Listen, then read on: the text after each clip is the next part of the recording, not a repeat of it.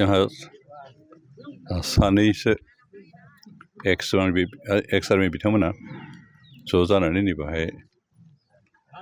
मोनसे Assam physical academy मुंनि मोनसे सोलोंसालि गायसनदों आरो बे सोलोंसालिनि थांखियानो जाबाय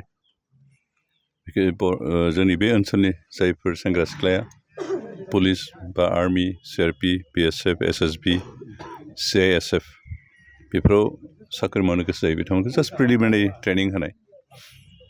कारण जों एसेबो ट्रेनिं होआलासिनो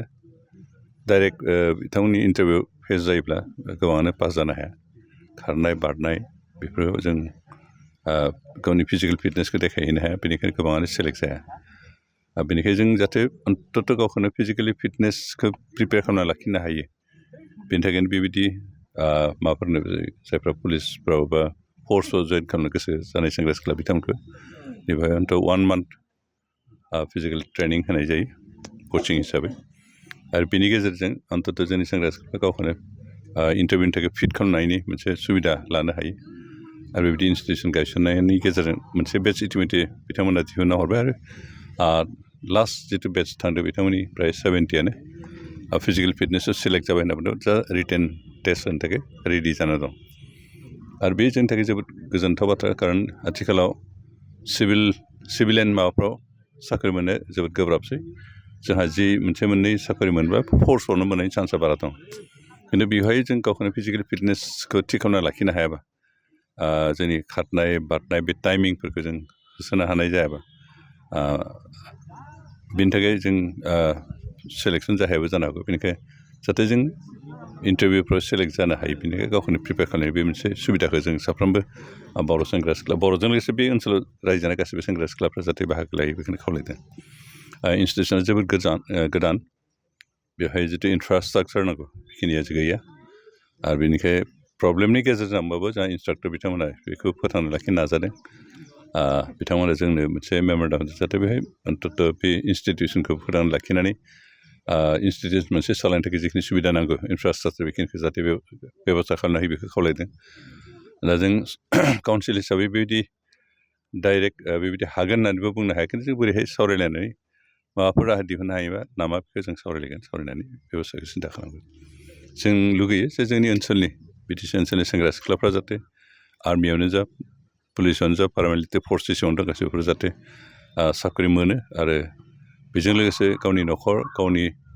जिउखौ खांनायजों लोगोसे ओनसोलनि जौगाखांनायाव जाहाथे बिथांमोनहा बाहागो लानो हायो बेखिनि जों सानफ्रोमबो सरकार हिसाबै सरकारनि दैदेनगिरि हिसाबै लुगैयो हास्थायो खारन न'खराव सासे साख्रि मोननाय माने बिथांनि गेजेरजों न'खरनि रांखान्थिया गोख्रों जानाय आरो बिदि अन्तत गामि मोनसे जों 7-8 गाहाम जुदि बिदि रिक्रुटमेन्टआव सेलेक्टेड खालामनो हानाय जायो अब्लाहले जोंनि ओनसोलनि रांखान्थि हालोदा जोबोद मोजां जागोन बेनिखायनो बे बेबस्थाखौ जों फोथांना लाखिनो गोनांथि दं आरो बेखौ जों मारै हायो काउन्सिलनिफ्राय सिन्था खालामनायनि थाखाय जों सावरायगोन आसा खालामदों माबा मोनसे राहा जों दिहुननो हागोन दिनै जायफोर सोलोंदों बेवहाय गोदानै नेक्स्ट बेटस माबा होनो थाखाय बिथांमोना जाहाथे साक्सेस जायो गोसो गोथारै सोलोङो बेखौनो आसा खालामो बे फैनायावहाय नोंथाङा मा बुंनो सानो फार्स्ट अफ अल आं गोजोन मोनाबिलि जासिहरग्रोबाय दिनै जोंनाव डिपुटि चिफ मानगोनां गबिन्द चन्द्र बसुमतारी बिथाङा सफैनानै जोंनि एकाडेमियाव भिजिट खालामलांबाय प्लास जोंखौ बुजायलांबाय गथ' गथायफोरखौ बयखौ बुजायजोब्बाय मोनसे मोजां खोथा बुंलांबाय सारा गथ' गथायफोरखौ मोजां मा रोखोमबा डेभेलप जालांगोन नोंसोर जेखौ बानायदों बिराद मोजां मोनसे इनिसिएटिभ लादों फिउचाराव मोनसे मोजां खामानि मावबाय फिउचाराव गथ'फ्रा मोजां जागोन होननानै बिथाङा मोनसे मोजां बुंलांबाय लोगोसे जोङो माखासे मेम'रेन्डाम होदों जोंनि आसाम फिजिकेल एकाडेमिनिफ्राय जोंनि आसाम फिजिकेल एकाडेमिया दा निउलि फर्मेट जानाय गोदान बानायनाय दा जोंनाव माखासे जिनिसा गथ' गथायफ्रा एसे बिल' पभार्टि लाइननि गोरिब न'खरनि बिथांमोना माखासे फाइनान्सियेलखौ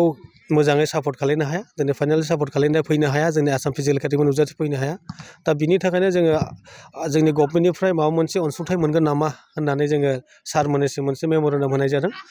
डेफिनेटलि बिथांमोना माबा मोनसे खालामना होगोन होनना जों आसा खालामो दा बिथांमोना जुदि जोंनि मेम'रेन्डामखौ गनायथि होयोब्ला इन फिउचाराव गथ' गथायफ्रा बहुद हेल्प मोनगोन साफ्रोमबो गथ' गथायफोर ओरैबायदि गोदाव सोराव जाना थानाय मोनसे थानायफ्रा फैनानै जोंनि एटेमा नुजाफैजोबोब्ला मोनसे जों मोजां सोलोंथाइ होनानै बिथांखौ मोनसे फिउचार दाना होनो हानाय मोनसे केपासिटि जोंनाव फैगोन